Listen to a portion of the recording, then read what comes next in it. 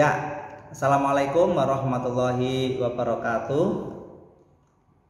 Waalaikumsalam warahmatullahi wabarakatuh. Baik, salam sejahtera, selamat malam untuk Anda semua. Para peserta pembelajar, berjumpa kembali dengan saya, Bapak Saifuddin Zuhri, di dalam pembelajaran mata kuliah Character Building. Para peserta pembelajar, pada pertemuan kita kali ini kita akan bahas satu topik yang berjudul kepribadian manusia dalam berbagai perspektif. Dalam pertemuan sebelumnya sudah kita bahas yang barangkali bisa menjadi pintu masuk untuk membahas topik malam ini, bahwa manusia adalah makhluk multidimensi, ya, memiliki berbagai dimensi, ada jasmani, ada rohani, sebagai makhluk individual maupun sebagai makhluk sosial, ya, sebagai makhluk spiritual maupun makhluk material. Nah, tapi di dalam character building ini ada satu hal yang harus kita pahami bersama yang disebut dengan kepribadian. Nah, sebagaimana dalam pergaulan bersama, tentu setiap manusia memiliki keunikan tersendiri. Tidak ada satupun manusia di dunia ini yang sepenuhnya sama, ya. Bahkan sampai orang yang dilahirkan kembar sekalipun itu pasti memiliki kepribadian yang berbeda. Nah, ini menandakan bahwa setiap manusia adalah unik. Setiap manusia memiliki keistimewaan dan setiap manusia memiliki kepribadian. Nah, kepribadian ini berhubungan erat dengan karakter dan tingkah laku, ya. Kadang di dalam pergaulan kita melabeli seseorang itu dengan watak-watak tertentu, dengan karakter tertentu. Nah, semuanya itu karena kepribadianlah yang menentukan, ya. Karena semua manusia walaupun dia sebagai makhluk sosial, tetapi dia memiliki keunikan, ya, memiliki kekhasan yang berbeda dengan orang lain. Bahkan secara anatomi tubuh itu ada satu anatomi tubuh kita yang tidak bisa sama dengan orang lain, seperti sidik jari, ya. Mengapa dalam salah satu contohnya ilmu forensik, ya, di kepolisian, kalau terkait dengan kasus hukum tertentu, itu salah satu yang bisa melacak itu adalah sidik jari. Karena sidik jari ini tidak akan pernah sama antara satu orang dengan yang lain. Itu di bidang anatomi tubuh, ya, bersifat biologis. Nah, apalagi ini bersifat karakter, kepribadian, pasti tidak sama antara orang satu dengan orang yang lain. Nah, apa sih yang dimaksud dengan kepribadian, para peserta pembelajar? Ada beberapa pengertian yang dikemukakan oleh para ahli mengenai definisi kepribadian.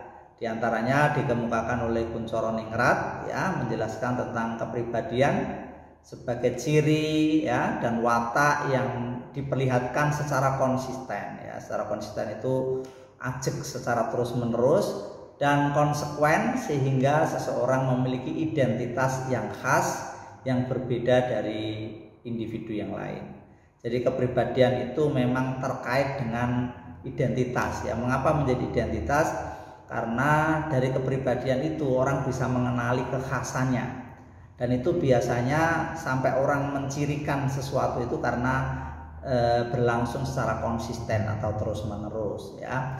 Kemudian Singer itu mengatakan kepribadian merupakan keseluruhan perilaku dari individu dengan kecenderungan tertentu dalam situasi tertentu. Nah, kemudian Rocek dan Warren itu kepribadian sebagai organisasi faktor-faktor biologis, psikologis, dan sosiologis yang mendasari perilaku individu. Theodore Newcomb kepribadian sebagai predisposisi atau pengorganisasian sikap yang dimiliki individu sebagai latar belakang perilaku. Kemudian Sutherland dan kawan-kawan mendefinisikan kepribadian sebagai abstraksi individu dan tingkah lakunya dalam hubungannya dengan masyarakat dan kebudayaan. Nah, itulah beberapa cuplikan dari pengertian atau definisi kepribadian menurut para ahli. Nah, sehingga kalau kita tarik kesimpulan secara garis besar, kepribadian adalah ciri ya dalam diri seseorang yang diekspresikan melalui perilaku dan tingkah laku keseharian dalam situasi sosial tertentu. Nah, inilah saya kira kesimpulan definisi atau pengertian umum dari apa yang dimaksud dengan kepribadian. Nah, para peserta pembelajar, ada beberapa konsep yang biasanya dihubungkan dengan kepribadian ya, bahkan kadang-kadang dipersamakan ya. Di antaranya ada istilah karakter ya atau karakter ya, sebagaimana yang menjadi nama dari mata pembelajaran ini, yaitu character building. Nah, karakter itu kan menggambarkan tentang sebuah tingkah laku yang menonjolkan nilai ya, baik benar salah, baik buruk, baik secara eksplisit maupun implisit ya. Kepribadian itu juga ada yang menyamakan dengan istilah temperamen ya. Temperamen itu kepribadian yang berkait erat dengan determinasi biologis atau fisiologis ya. Ada yang menyamakan dengan trait ya, sifat-sifat tertentu. Ada tipe atribut ya, ciri ya, mirip dengan sifat ya. Kemudian habit atau kebiasaan. Nah, inilah diksi-diksi atau beberapa istilah yang kadang disamakan dengan kepribadian. Nah, ada beberapa faktor yang membentuk kepribadian para pembelajar. Di antaranya satu, warisan biologis. Nah, ini muncul biasanya dari faktor genetik atau keturunan ya. Misalnya ada beberapa manusia atau kelompok manusia yang secara anatomik itu memiliki bentuk tertentu ya. Menurut ras tertentu, memiliki warna kulit tertentu, postur tertentu, ukuran tulangnya dan lain sebagainya. Itu biasanya juga ada yang mengatakan itu mempengaruhi karakter seseorang. Kedua, lingkungan atau fisik alam ya, lingkungan di mana orang tinggal itu juga kadang mempengaruhi kepribadian seseorang ya. Yang tinggal di alam tropis ya, mestinya kepribadian berbeda dengan yang tinggal di gurun pasir atau yang tinggal di kutub utara atau selatan, itu juga sangat berbeda ya. Jadi alam itu juga mempengaruhi kepribadian seseorang. Kemudian ketiga adalah kebudayaan masyarakat setempat ya. Sebagaimana kita tahu bahwa dalam hidup berkelompok tentu ada budaya di mana anggota-anggota kelompok tersebut biasanya terikat dengan budaya setempat tersebut. Disinilah kemudian karakter seseorang ya, kepribadian itu akan dipengaruhi oleh bagaimana nilai-nilai budaya di mana dia hidup. Kemudian keempat, pengalaman kelompok ya. Bagaimana kita hidup bersama itu juga biasanya mempengaruhi dalam hubungan-hubungan sosial dan selanjutnya akan mempengaruhi kepribadian seseorang. Kemudian pengalaman unik ya yang terjadi pada seseorang ya, memiliki pengalaman unik masing-masing setiap orang yang akan mempengaruhi kepribadiannya ya. Satu orang dengan orang yang lain tentu akan berbeda-beda. Nah, itulah para peserta pembelajar beberapa faktor yang mempengaruhi kepribadian. Nah, para peserta pembelajar, ada beberapa perspektif yang akan saya jelaskan bagaimana melihat kepribadian ya. Ada dari perspektif psikologis ya, ada filosofis, sosiologis dan agama. Mari kita kupas satu persatu. Dari perspektif psikologis contohnya ya. Biasanya memang perspektif ini ingin melihat manusia dari aspek jiwa dan perilakunya ya. Sebagaimana kita tahu bahwa manusia sebagai pelaku aktif dalam interaksi dengan lingkungannya, maka ada yang mengistilahkan dengan homo ludens. Manusia merupakan makhluk hidup yang dapat berperan sebagai objek maupun objek ya. Manusia merupakan makhluk hidup yang sangat menarik tapi juga sekaligus rumit ya. Dalam pandangan psikologis, manusia dilihat dimensi psikisnya ya atau jiwanya. Nah, dalam perspektif ini ada beberapa aliran dalam melihat manusia ya secara perspektif psikologis, diantaranya ada psikoanalisa, ada behaviorisme, ada humanisme, ada transpersonal. Nah, apa maksudnya masing-masing ini? Mari kita pahami. Pertama, teori psikoanalis ya ini dikemukakan oleh Sigmund Freud ya, seorang psikolog di tokoh yang sangat terkemuka di dalam psikologi ini, memiliki sebuah konsep bahwa pengalaman mental manusia itu diibaratkan seperti gunung es ya, yang terapung di samudra, di mana walaupun di atasnya itu terlihat kecil, tapi justru di bagian bawahnya itulah yang sesungguhnya lebih besar ya. Nah, permukaan gunung es yang terlihat itu diibaratkan kesadaran mental manusia. Jadi manusia itu terdiri dari sadar dan tidak sadar, di mana ketidaksadaran itu di bawah sadar itu justru lebih berpengaruh terhadap kesadaran ya. Nah, itulah kemudian Sigmund Freud membagi ada yang disebut dengan id, kemudian super ego dan ego. Kalau id itu adalah sebuah fenomena di mana manusia memiliki insting untuk berperilaku secara spontan ya. Naluriah ya, instinktif ya, marah, menangis dan lain sebagainya. Kemudian super ego itu sebuah karakter atau perilaku yang dibentuk oleh sebuah proses ya, boleh lingkungan ya, boleh lembaga, boleh masyarakat, boleh keluarga ya, termasuk proses-proses pendidikan itu juga mempengaruhi kepribadian seseorang. Makanya orang kemudian kepribadiannya terbentuk sehingga memiliki super ego. Dan kemudian ada ego. Nah, ini berbeda. Ini adalah memperantarai id dan super ego.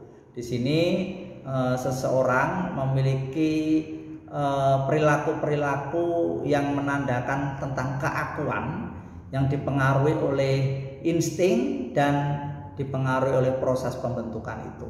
Nah, inilah yang dikemukakan oleh Sigmund Freud mengenai teori psikoanalisa yang mempengaruhi kepribadian seseorang. Jadi intinya bahwa apa yang nampak di permukaan itu sebetulnya lebih sedikit dari apa yang sesungguhnya di bawah sadar. Jadi itulah mengapa dalam teori psikoanalisa Sigmund Freud ini untuk menyimpulkan perilaku seseorang itu tidak mudah. Walaupun mungkin gejala-gejalanya ada, indikator-indikatornya ada, tapi harus diselami lebih jauh. Ada istilah dalamnya lautan siapa yang tahu, dalamnya hati siap itu misteri ya. Jadi apa yang di bawah sadar itu biasanya jauh lebih kompleks, jauh lebih besar, dan itu mempengaruhi apa yang tampak dalam perilaku di permukaan. Itu teori psikoanalisa. Kemudian behaviorisme itu oleh John Broad itu intinya begini, bahwa perilaku manusia itu sebetulnya lebih karena dipengaruhi oleh lingkungan sekitarnya ya. Jadi manusia itu ya semata-mata dipandang sebagai manusia dalam aspek badaniahnya saja, jasmaniahnya saja. Nah, ada seorang yang bersemboyan, di mana ini menjadi basic dari aliran behaviorisme. The trust is in the making ya. Kebenaran adalah apa yang dapat dibuktikan dengan tindakan atau perlakuan dan menguntungkan. Jadi orang berperilaku tertentu, melakukan tindakan tertentu itu lebih karena hubungan stimulus dan respon oleh lingkungan di sekitarnya. Dan apa yang dia lakukan sebetulnya adalah ekspresi dari jasmaniah, kebutuhan-kebutuhan jasmaniahnya. Karena sejatinya dalam konsep behaviorisme ini manusia tidak lebih hanya sebagai makhluk jasmani saja. Nah, Dalam teori ini ada beberapa perilaku yang dibentuk berdasarkan komodifikasi untuk menguatkan ya, seperti classical conditioning, kemudian law, effect, operant conditioning, dan modeling. Jadi intinya seperti classical conditioning. Jadi orang itu perilakunya ya dibentuk karena sebuah kondisi-kondisi dasariah yang terus-menerus berpengaruh, kita lihat, kita dengar terus-menerus, akhirnya kita akan terpengaruh oleh sesuatu yang ada di luar kita itu. Kemudian law effect, ya, orang itu akan berperilaku berdasarkan pertimbangan, kalau ini menguntungkan, membahagiakan ya diteruskan, tapi kalau ini menyakitkan maka akan dihentikan. Jadi perilaku sangat dipengaruhi oleh hubungan-hubungan seperti itu. Kemudian operant conditioning sama, ini hampir mirip, yaitu sebuah kondisi di mana orang akan berperilaku berdasarkan pengaruh-pengaruh tertentu, di mana yang buruk itu yang menyakitkan itu akan cenderung dihentikan. Kemudian modeling, dan orang itu punya kecenderungan perilakunya itu akan meniru terhadap model-model tertentu ya, yang mempengaruhi dalam hidupnya. Nah, inilah aliran behaviorisme. Kemudian humanisme, ini sangat populer, dikemukakan oleh Abraham Maslow. Ini melihat sisi manusia itu dipandang secara positif ya, sebagai makhluk yang memiliki dasar yang baik dan bebas ya. Ini aliran humanisme ini tidak setuju dengan aliran sebelumnya, yaitu aliran Sigmund Freud tadi, tentang gagasan bahwa perilaku dan pribadi diatur oleh alam bawah sadar. Ya, tadi sudah saya jelaskan. Nah, teori behaviorisme menyatakan bahwa kepribadian manusia dipengaruhi oleh lingkungan itu kurang begitu disetujui oleh teorinya Abraham Maslow ini dengan teori humanisme. Maka Maslow menyusun hierarki kebutuhan manusia itu demikian ya, ada 5 tingkatan. Pertama disebut dengan survival fisiologis, yaitu kebutuhan dasar fisik ya. Maka kebutuhan dasar fisik itu apa sesungguhnya? Ya makan dan minum ya, seperti kita ini mungkin bagi yang muslim hari ini melaksanakan ibadah puasa, makan dan minum itu dijadikan sebuah media untuk mengolah batin, tapi dimulai dari hal yang fisik dulu. Nah, inilah yang menurut Maslow kebutuhan paling mendasar. Orang pasti dalam hierarki ini akan secara berjenjang dimulai dari kebutuhan paling dasar, yaitu kebutuhan untuk fisiknya ya, survival fisiologis. Baru di atasnya adalah security need, yaitu kebutuhan rasa aman. Setelah kebutuhan makan, minum tercukupi, kemudian membutuhkan rasa aman. Di atas rasa aman, belonging and love need. Orang biasanya butuh namanya rasa kasih sayang ya, diperhatikan, dikasihi, disayangi, itu pasti membutuhkan. Setelah itu terlewati akan naik namanya kebutuhan esteem need, yaitu kebutuhan untuk merasa dihormati, diapresiasi ya, diwongke. Itu kebutuhan yang keempat. Dan kebutuhan paling atas yaitu self actualization, yaitu kebutuhan untuk ekspresi diri. Ini biasanya orang-orang yang sudah relatif tercukupi kebutuhan dasarnya, rasa aman, cinta kasih, kemudian dihormati ya.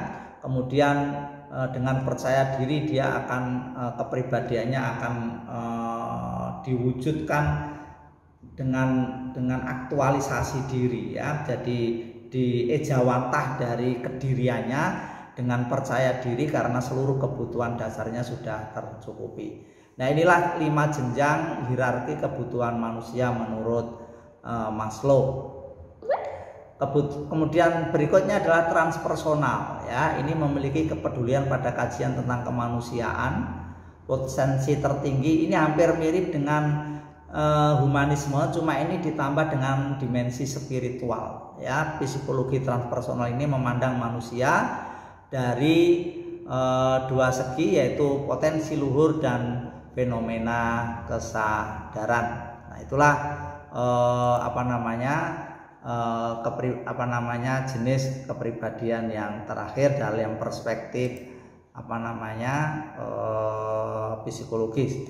Nah, berikutnya adalah perspektif filosofis. Ini melihat manusia kepribadiannya berdasar hakikat yang dikemukakan oleh aliran-aliran filsafat. Yang secara garis besar saja ada namanya materialisme yang melihat manusia lebih pada dimensi materialnya, ya, biologisnya, dan itulah hakikat dari manusia. Ada idealisme yang melihat bahwa esensi manusia itu bukan pada fisiknya, tapi pada sesuatu yang bersifat abstrak, imaterial, bisa ide-ide, gagasan, pikiran, ya, itu idealisme. Kemudian vitalisme, itu aliran yang menandaskan bahwa keberdayaan, hasrat, keinginan itulah hakikat manusia. Dan yang terakhir adalah eksistensialisme, di mana manusia sepenuhnya memiliki kebebasan dan kepribadiannya itu keluar dari perangkap-perangkap sosial, lembaga-lembaga di mana dia hidup.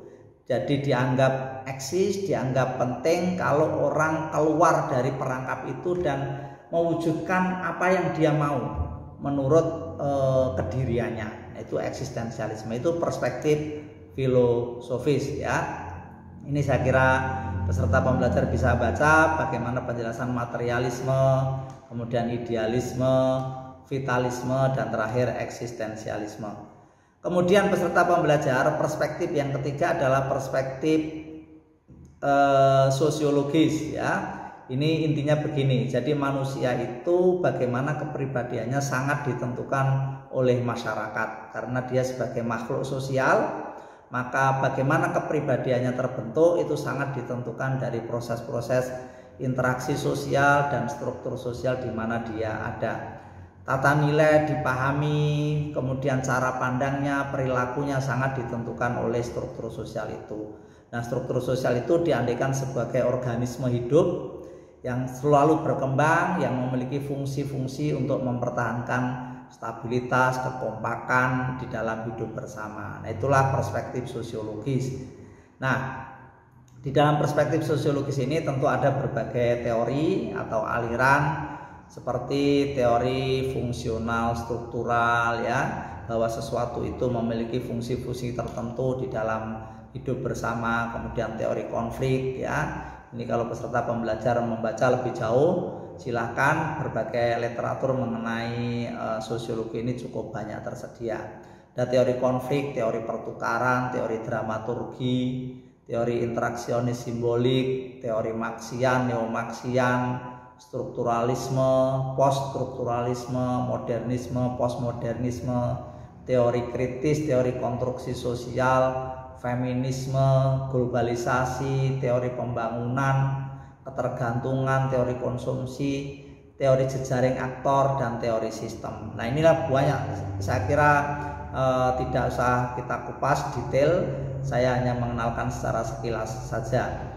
Nah, contohnya begini, saya ambil salah satu contoh. Sekarang kita sudah memasuki di era postmodern. Di sini ada satu teori yang mungkin sekarang menggejala dalam membentuk kepribadian masyarakat kita, seperti teori jejaring aktor, ya. Dimana sekarang ini dengan hadirnya teknologi komunikasi dan informasi, orang masuk dalam sebuah jaring-jaring interaksi di dunia maya. Disinilah kemudian dalam jejaring aktor ini sangat mempengaruhi kepribadian seseorang. Kita tahu bahwa sekarang dunia sudah memasuki revolusi industri 4.0, bahkan sekarang sudah 5 katanya, konon begitu. Dan bisa kita lihat di dalam masyarakat kita bagaimana media-media sosial itu sangat berpengaruh terhadap anggota-anggota masyarakat, ya, teori jejaring sosial. Nah, itulah para peserta pembelajar. Kemudian kita lanjutkan perspektif yang terakhir, disebut dengan perspektif agama. Nah, ini melihat kepribadian manusia tentu berangkat dari norma-norma dan ajaran agama. Memang tidak ada kesamaan, itulah kemudian banyak beragam agama di dalam peradaban manusia. Ada pluralisme, ada jenis-jenis agama yang berbeda. nama Tuhannya berbeda, ibadahnya berbeda, prinsip-prinsipnya berbeda.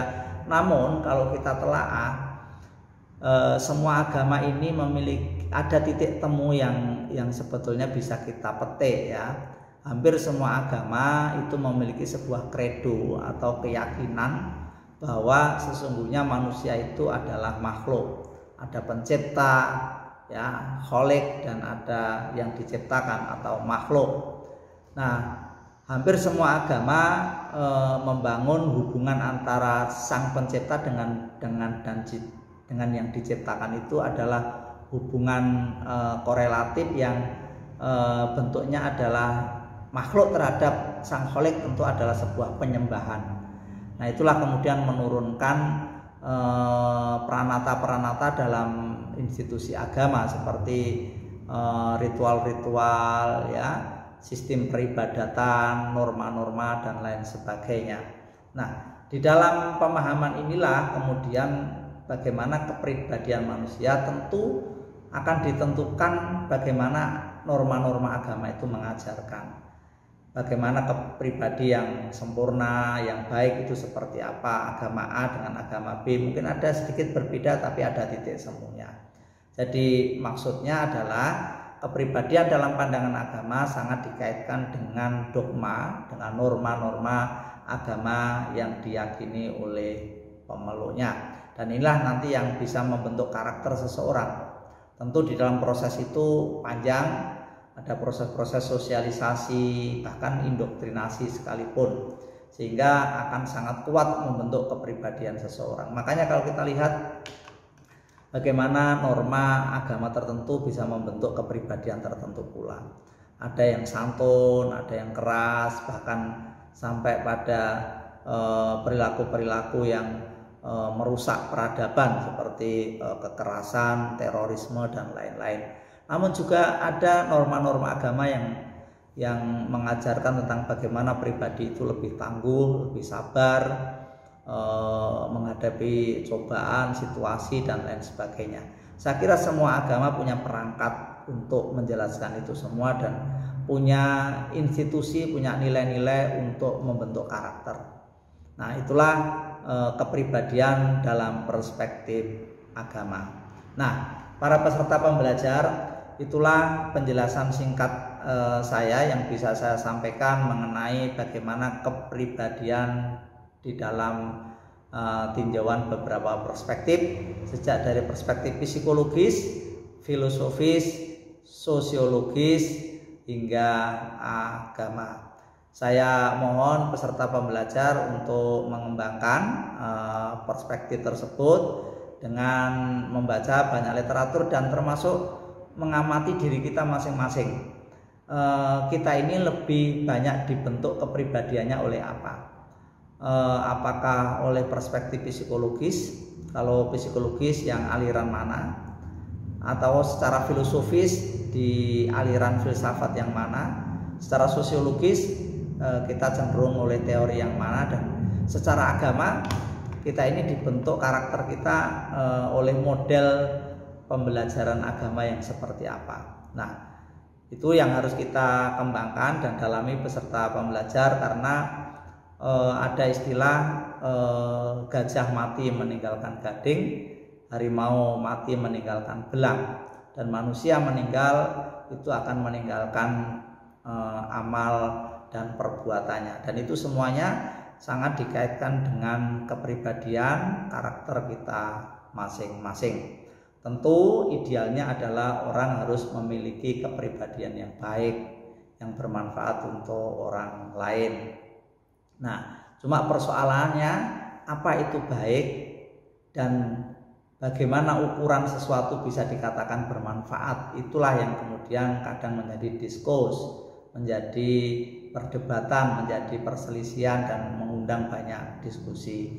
Nah, tapi bagaimana kita bisa mengukur kepribadian kita baik atau buruk, apakah bermanfaat atau tidak, tentu ini akan diuji di dalam sejarah masing-masing oleh lingkungan Anda masing-masing. Nah, kita berharap semoga dengan pembelajaran ini kita bisa memperbaiki kepribadian kita masing-masing dan dengan kepribadian itu kita bisa bermanfaat untuk orang lain. Demikian peserta pembelajar yang bisa saya sampaikan. Semoga bermanfaat, kurang lebihnya mohon maaf. Sampai ketemu lagi di dalam pembelajaran berikutnya. Sekian, sampai di sini. Wassalamualaikum warahmatullahi wabarakatuh.